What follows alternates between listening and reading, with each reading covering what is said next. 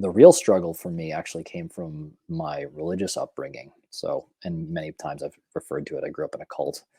I've come to believe like it's just a word, however you want to think about it. The way it namely affected me, though, was the limitations on around how I was going to find love. And to that effect, I have in literally every space in my life felt like an outsider, even when I've gone off and tried to solve my own problem by just being the center of the business, to be like, I'm the hub. I still felt like I was outside of that.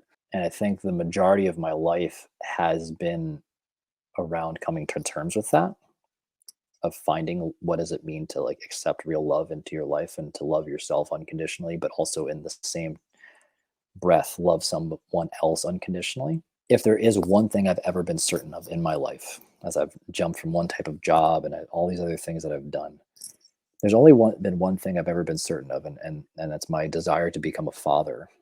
And when I look at all the things that I've explored, when I think about being a good dad and why I've been preparing, especially really the past 5 years, whether my wife knew it or not, or my friends knew it or not, that's been what's on my mind. And probably I would even go farther to like my dad almost died about 7 years ago.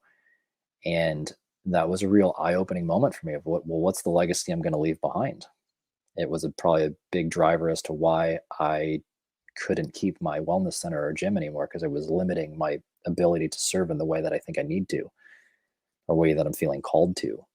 But I think about, if I'm a good dad, the job is to make yourself obsolete in a strange way.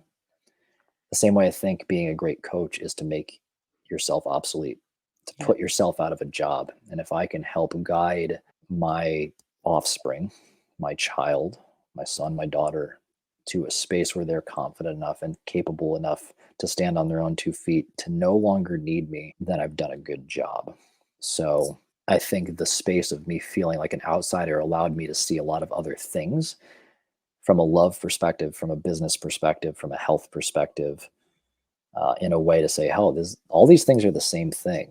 We're not connecting on this fundamental level. What are the questions I need to ask? What are the things I care about?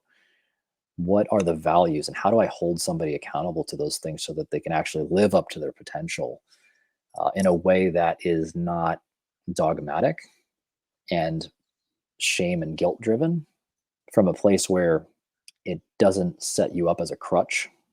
I think that that's something that I hope to espouse in all my relationships, not just within my marriage, but also within my children